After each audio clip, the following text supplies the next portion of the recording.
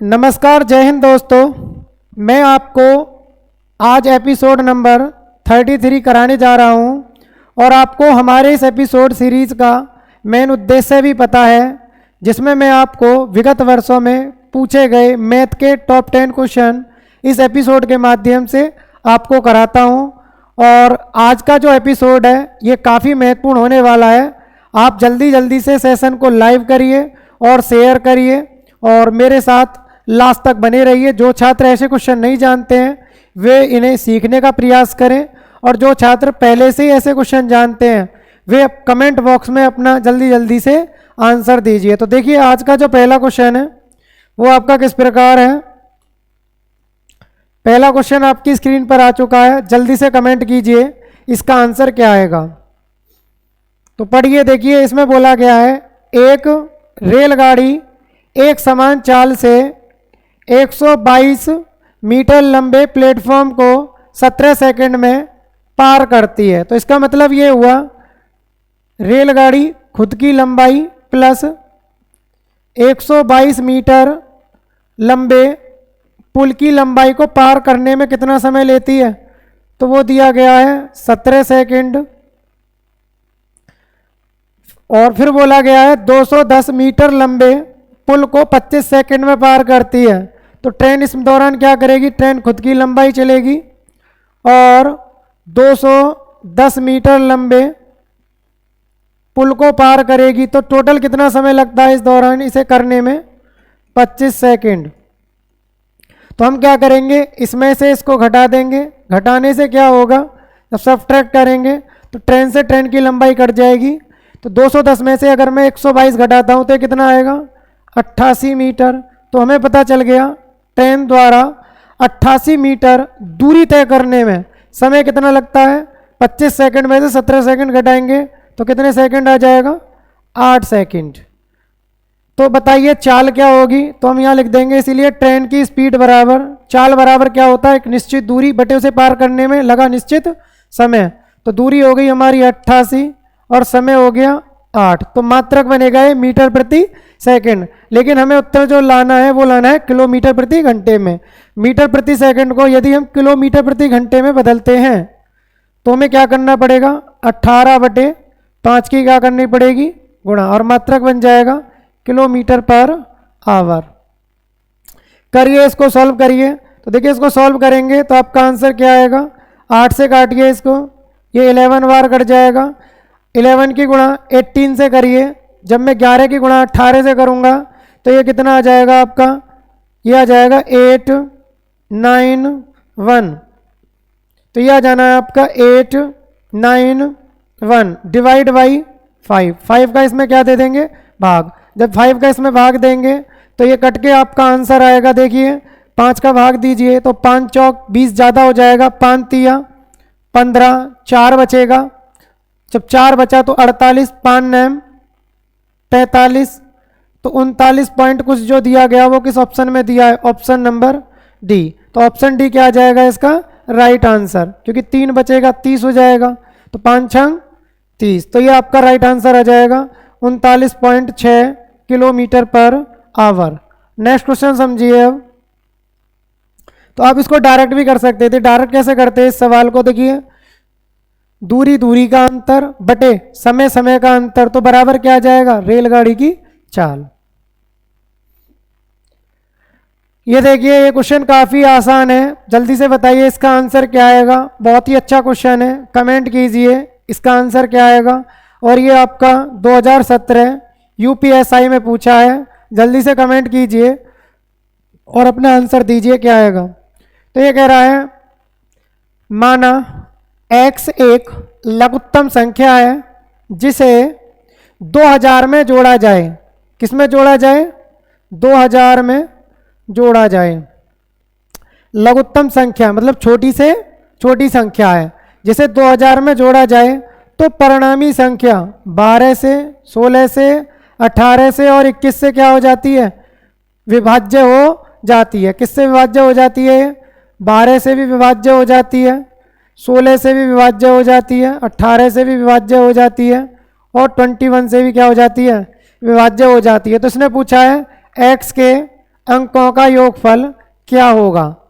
जब भी ध्यान रखना, किसी भी संख्या के अंकों का योगफल पूछा जाए तो हमें पता है अंकों के योगफल पर जो रूल काम करता है, एक तो 3 का नियम काम करता है, क्योंकि 3 का नियम ये कहता है जिस संख्या के अंकों का योग 3 से घट जाएगा वह संख्या भी 3 से क्या होगी, पूर्णतः विभक्त। और यही रूल सेम किसका है, 9 का, क्योंकि 9 का रूल भी ये कहता है जिस संख्या के अंकों का योगफल 9 से पूर्णतः विभक्त हो जाएगा वह संख्या भी सदैव किससे पूर्णतः विभक्त होगी, 9 से। तो देखिए यहाँ पर मुझे एक संख्या नजर आ रही है 18। 18 का मतलब है 2 का रूल और 9 का रूल, 2 का रूल और 9 का रूल। 9 का रूल हम जानते हैं, 9 से वह संख्या पूर्णतः विभक्त होगी जिसके अंकों का योग क्या बन जाए, 9 या 9 का मल्टीपल। तो यहाँ देखिए डिजिट सम कितना बनना है, तो ये बना आपका डिजिट सम 2। तो x की वैल्यू जो भी रही होगी उसके अंकों का योग क्या होना चाहिए, तो इसका डिजिट सम जो होना चाहिए वो क्या होगा फिर 7। देखिए इसका डिजिट सम कितना आया, अगर मैं इनका डिजिट सम निकालता हूँ ds डिजिट सम, तो वो कितना आया 2। अब ये बताइए 2 में x का मान क्या रख के जोड़ूं कि वह किसका मल्टीपल बन जाए, 9 का, या 9 से क्या हो जाए पूर्णतः विभक्त। तो x की वैल्यू क्या होगी आपकी 7, 7 और 2 9, 9 से क्या हट जाएगा पूर्णतः विभक्त। तो हमारा ऑप्शन ए क्या आ जाएगा इसका राइट आंसर। दूसरा तरीका ये भी है आपका कि आप इनका क्या लेंगे, आप एलसीएम लेकर आप उस एलसीएम को सेम मल्टीपल में 1 गुना करें, फिर या 2 गुना करें या 3 गुना करें। उसको किसके पास लेके जाना, नज़दीक 2000 के। 2000 से क्या लेके जाना फिर उसको आगे, जितना भी 2000 से आगे आएगा जुड़कर वो किसका मान आएगा, x का। फिर उसके क्या निकाल देंगे, उसके अंकों को जोड़कर योगफल निकालेंगे तो x का मान क्या आ जाएगा, x के अंकों का योगफल वो आ जाएगा आपका डिजिट सम 7। नेक्स्ट क्वेश्चन देखिए, ये कह रहा है एक कार्यक्रम आयोजित करते समय पाया गया कि आयोजकों के पास 195 नीली तथा 143 लाल कुर्सियां हैं। आयोजक कितनी अधिकतम पंक्तियां बना सकता है ताकि हर एक पंक्ति में नीली कुर्सी की संख्या और लाल कुर्सियों की संख्या बराबर हो। तो जो ये सवाल है आप पहचानिए किस चैप्टर का है, तो ये आपका सवाल है किसका, SCF का। तो इसमें क्या करना है आपको, में से निकाल देना है कॉमन फैक्टर। तो देखो 195 और 143 का क्या निकालेंगे हम, HCF, और SCF निकालेंगे तो क्या आ जाना है, जो इनको पूर्णतः व्यक्त कर देगा तो वो आ जाएगा आपका। देखिए कैसे करेंगे, आप इसके फैक्टर कर लीजिए 11 गुणा 13। तो देखिए 11 से क्या ये कट रहा है, तो आप बोलेंगे सर 11 से पूर्णतः व्यक्त नहीं है, इसका मतलब 11 इसका फैक्टर नहीं है। देखिए क्या ये 13 से कट रहा है, तो आप बोलेंगे 13 से कट जाएगा, तो इसका SCF क्या आ जाना है, इसका SCF आ जाएगा आपका 13। 13 क्या आ जाएगा इसका राइट आंसर। नेक्स्ट क्वेश्चन देखिए, नेक्स्ट क्वेश्चन जो है वो आपका किस प्रकार है, इसमें बोला गया है रितु ने 12% की हानि पर एक वस्तु बेची, यदि वह इसे 55.80 रुपये अधिक में बेचती तो उसे 13% का लाभ मिलता। 10% लाभ हासिल करने के लिए उसे कितने रुपए में बेचना चाहिए। समझना जरा, पहले क्या हो रहा था, 12% की हानि पे बेच रही थी, लेकिन जैसे ही उसने 55.80 रुपये अधिक करके बेची तो उसे क्या हो गया, 13% का लाभ। तो परिवर्तन कितने का हो गया, 12% हानि और 13% लाभ। तो ये जो बना आपका, ध्यान रखना एक नेगेटिव वैल्यू हो और एक पॉजिटिव वैल्यू हो तो अंतर पर वो दोनों जुड़ जाते हैं। तो कितना आएगा, 12 और 13, ये आया 25, परिवर्तन हुआ 25% का। इसने बोला 10% का लाभ हासिल करने के लिए उसे कितने में बेचा जाना चाहिए। तो कितने में बेचा जाना चाहिए, 10% का लाभ हासिल करना, तो 110। 110% की हमें क्या निकालनी है, वैल्यू। करिए इसको, देखो पॉइंट अगर मैं यहाँ से काटता हूँ तो नीचे क्या बढ़ जाएंगी, 2 जीरो बढ़ जानी है, और जब 2 जीरो बढ़ जाएंगी है तो देखो 1 जीरो से 1 जीरो और 1 जीरो से ये जीरो कट गई। 11 की गुणा इससे करेंगे तो ये बनेगा आपका 8 3, और जी ये बनेगा आपका, ये बना आपका 6138 डिवाइड बाई 25, 25 का भाग दीजिए इसमें। तो देखो 25 का भाग देंगे तो 25 दूनी 50, बचा कितना आपका 11, 25 चौका 100, बचा कितना आपका 13, उतार लेना 8, 25 पंजे 125, तो दो ये आपका आया 245 पॉइंट कुछ। ये किस ऑप्शन में दिया है? Option number D. आप भाग दे के देख लेंगे, आपका राइट आंसर क्या आ जाएगा? Option number D correct answer. Next question देखिए। अब नेक्स्ट क्वेश्चन जो है ये भी काफी अच्छा क्वेश्चन है, जल्दी से कमेंट कीजिए अपना आंसर क्या आएगा। बहुत ही अच्छा क्वेश्चन है, कमेंट कीजिए इसका आंसर क्या आएगा।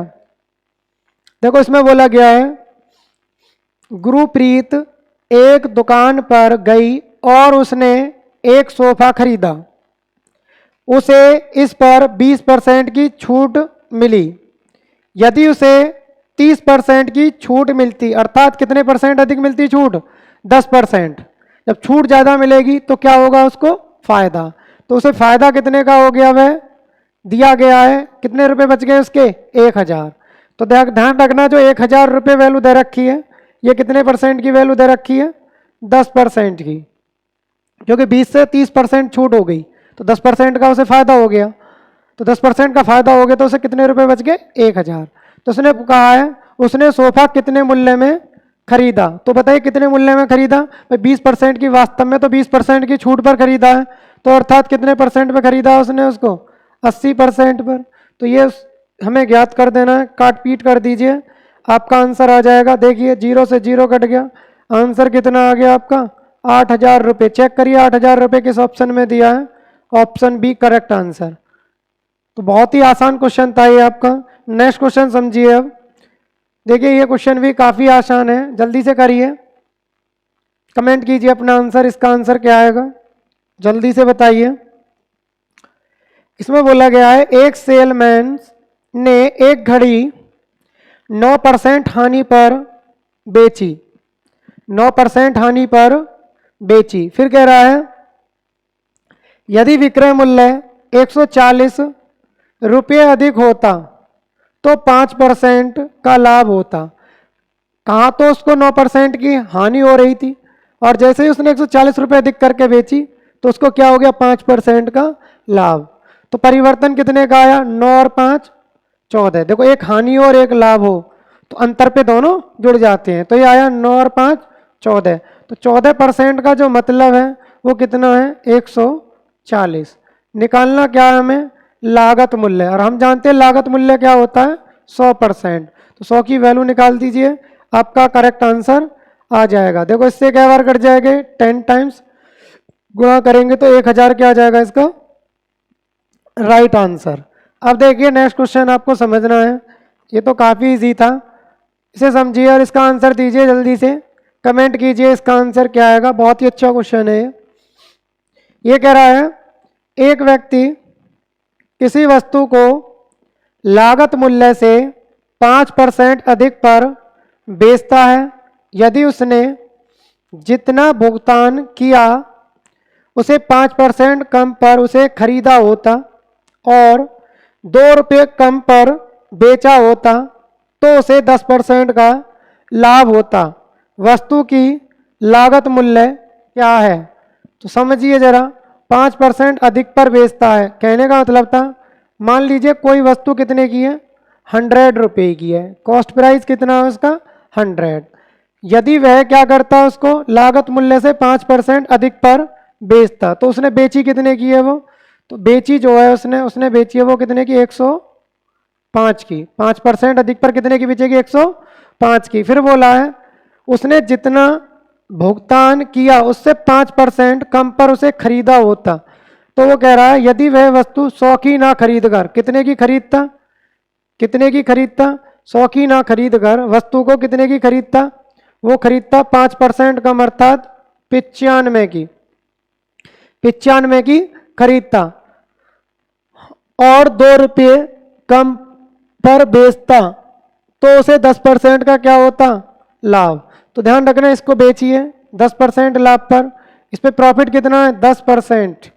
अब 10% निकालेंगे इसका, तो 10% 95 का 10% कितना होगा? तो आप जानते हैं 95 का 10% निकालेंगे तो वो कितना होगा 9.5। 9.5 ये कितना आएगा 9.5।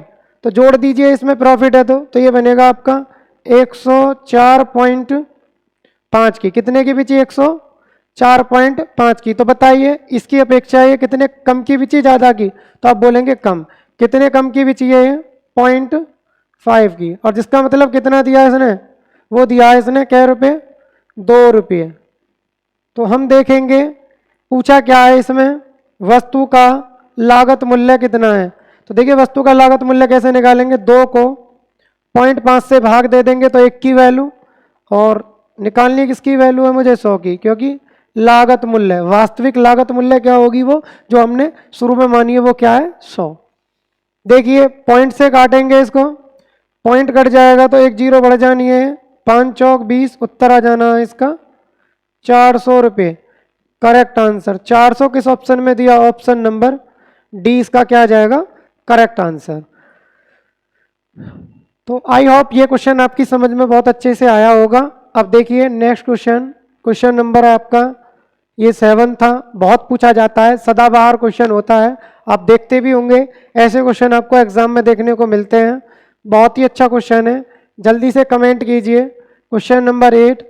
और इसके बाद आपके 2 क्वेश्चन और बचे हैं, तो आज का सेशन फिर ये कंप्लीट हो जाएगा।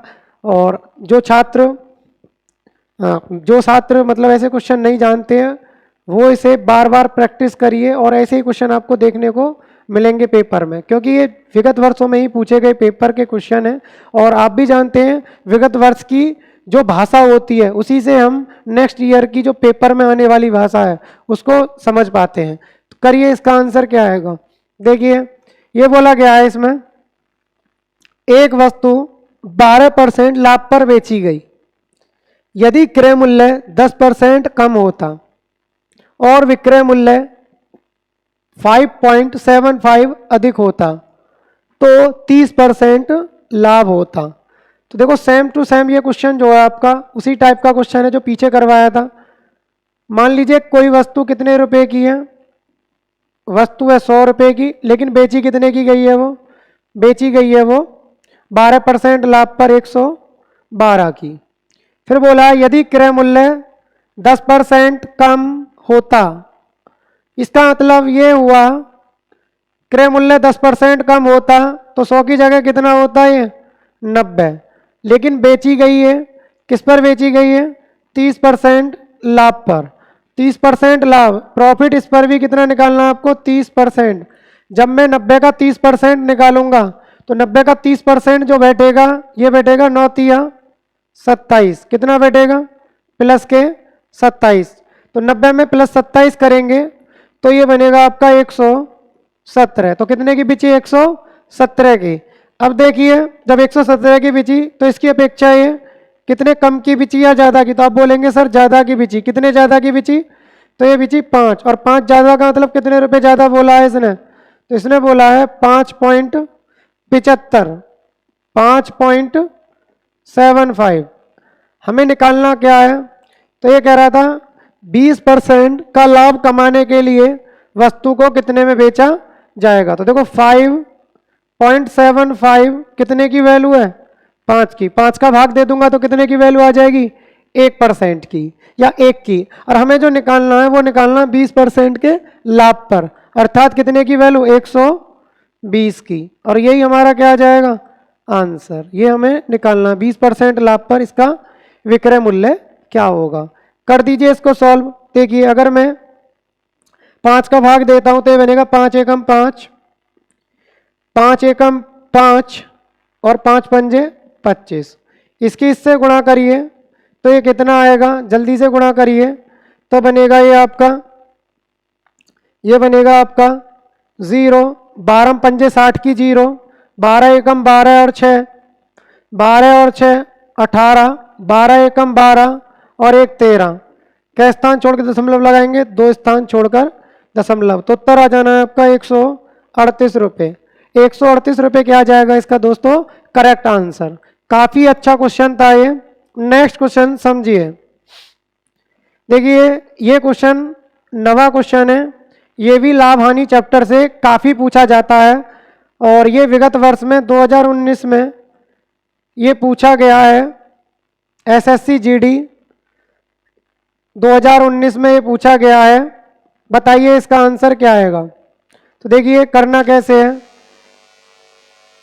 इसमें करना है, पहले पढ़िए। ए ने एक वस्तु को बी को 25% लाभ पर बेचा। तो ए ने जो है बी को 25% लाभ पर बेचा, तो 125/100 की वस्तु दी। फिर बी ने क्या किया, सी को 20% लाभ पर बेचा, अर्थात 120/100। और फिर सी ने इसे डी को 45% हानि पर बेचा। जब 45% हानि पर बेचेगा तो उसको मिलेगा कितना, 55%, 55/100। इस प्रकार ये वस्तु किसके पास पहुंच गई, डी के पास। और डी ने जो है कितने रुपए में खरीदा है इसको, 330 रुपए में, बराबर 330 रुपए। तो यहां से सॉल्व करिए। देखिए मैं आपको सॉल्व करके बता देता हूं। काटिए इसको, 25 से काटेंगे तो 25 चौका 100, 25 पंजे 125। इसे काटिए 20 से, 20 छिंग 120, 20 पंजे 100। और 5 से काटेंगे तो 11 बार, और 5 से कट गया ये 20 बार। 5 से 11 बार और 5 से 20 बार। अब देखिए 11 से अगर मैं इसको काटता हूं तो 11 से काटिए इसको, 11 से 11 एकम 11 और 11 तिया 33, 30 बार। 6 से काटेंगे तो 6 पंजे 30, 5 से 5 ये कट गया। तो ए का जो मान आया वो आया आपका 5 चौक, देखिए 5 चौक 20 और 2 दूनी 4, तो ये आया आपका 400 रुपये। इसका मतलब ये हुआ ए के पास यह वस्तु कितने रुपए की थी, 400 रुपये की। लेकिन इसमें जो पूछा गया है, पूछा ये गया है बी ने वस्तु कितने रुपए में खरीदी थी। तो ये बताइए ए के पास वस्तु कितने रुपए की थी, 400 की, और ए ने बी को किस पे दिया था, 25% लाभ पर। तो इसका मतलब बी ने ए से यह वस्तु 25% लाभ पर खरीदी थी। जब लाभ पर खरीदेगा तो 125/100। सॉल्व कर दीजिए, 2 जीरो से 2 जीरो, 125 चौका कितने होते हैं, तो आप जानते हैं 125 चौका कितने होते हैं, 125 चौका होते हैं आपके 500। चेक करिए 500 किस ऑप्शन में दिया है, ऑप्शन नंबर बी क्या आ जाएगा इसका करेक्ट आंसर। तो आई होप ये क्वेश्चन आपकी समझ में बहुत अच्छे से आ गया होगा। अब चलते हैं नेक्स्ट क्वेश्चन, और आज के सेशन का लास्ट क्वेश्चन देखते हैं। काफी अच्छा क्वेश्चन है। देखिए ये आपका जो क्वेश्चन है, ये आपका क्वेश्चन 3D से है। करिए, बहुत ही अच्छा क्वेश्चन है, बहुत क्लासिक क्वेश्चन है, और ये आपका 2017 यूपीएसआई में पूछा गया है। जल्दी से बताइए इसका आंसर क्या आएगा। देखिए इसमें जो बोला गया है, इसमें बोला गया है व्यास 18 सेंटीमीटर के तांबे के गोले, तांबे के गोले, ठीक है, की व्यास 4 mm के तार में खींचा जाता है।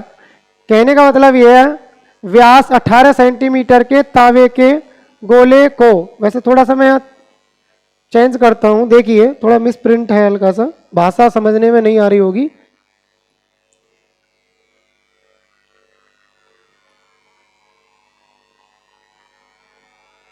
गोले को व्यास 4 mm के तार में खींचा जाता है। तार की जो लंबाई है वो किसमें बतानी है आपको, ये विशेष ध्यान देनी है, मीटर में। तो करिए इसका आंसर क्या आएगा। देखिए मैं आपको समझा दूं करना कैसे है। हम जानते हैं जब किसी भी 3D आकृति से कोई भी 3D आकृति बनाई जाए, शेप बनाई जाए, तो दोनों के क्या समान हो रहते हैं, हमेशा आयतन। क्योंकि जो तार बनाया है वो भी तो मोटाई, मतलब mm जब उसकी मोटाई दे रखी है तो हम समझ जाएंगे वो भी मोटाई, तार का मतलब क्या होगा, वो बेलन की तरह काम करेगा। तो इसमें देखिए गोले का आयतन और बेलन का आयतन वाला हमें फॉर्मूला लगाना है और आपका आंसर आ जाना है। तो देखिए गोले का आयतन क्या होता है, 4/3 पाई। अब देखना 18 सेंटीमीटर क्या है ये व्यास। हम जानते त्रिज्या क्या होती है, त्रिज्या जो होती है व्यास का आधा। तो व्यास का आधा करिए तो 18 का आधा कितना होगा, वो 9। लेकिन ये आया सेंटीमीटर। सेंटीमीटर को यदि मैं मीटर में बदलूं, सेंटीमीटर को यदि मैं मीटर में बदलता हूँ तो हम जानते हैं 1 सेंटीमीटर बराबर जो होता है 1/100 मीटर के होता है। तो क्या करेंगे यहाँ से 9/100 ये लिख देंगे मीटर, इसकी पावर क्या करेंगे 3, क्योंकि जो गोला है गोले का आयतन होता है 4/3 पाई r की पावर 3। क्योंकि व्यास 18 सेंटीमीटर है तो त्रिज्या क्या होगी 9 सेंटीमीटर। 9 सेंटीमीटर को यदि मैं मीटर में बदलता हूँ तो 1 सेंटीमीटर बराबर 1/100 मीटर, तो बटे क्या कर देंगे हम 100 बराबर। अब देखिए क्या बनाया गया है इसे खींचकर तार, तो तार का आयतन क्या होगा, तार का आयतन का मतलब है बेलन का आयतन, तो बेलन का आयतन क्या होता है पाई r²। अब ध्यान देना व्यास कितना है 4 mm, तो त्रिज्या कितनी होगी 2 mm, त्रिज्या होगी 2 mm। ठीक है, अब हम जानते हैं 1 mm बराबर जो होता है 1 mm बराबर जो होता है वो होता है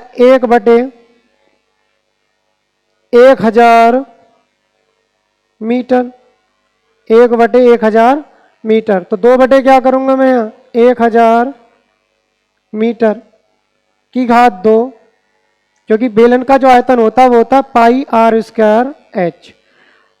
अब ध्यान रखना बेलन यहाँ लंबवृत्तीय तो नहीं है, मतलब खड़ा तो नहीं है, वो कैसा है लंबा। लंबा है तो h की जगह मैं क्या भी ले सकता हूँ यहाँ l, तो यहाँ हम h की जगह क्या ले लेंगे l, क्योंकि लंबाई ज्ञात करनी है हमें।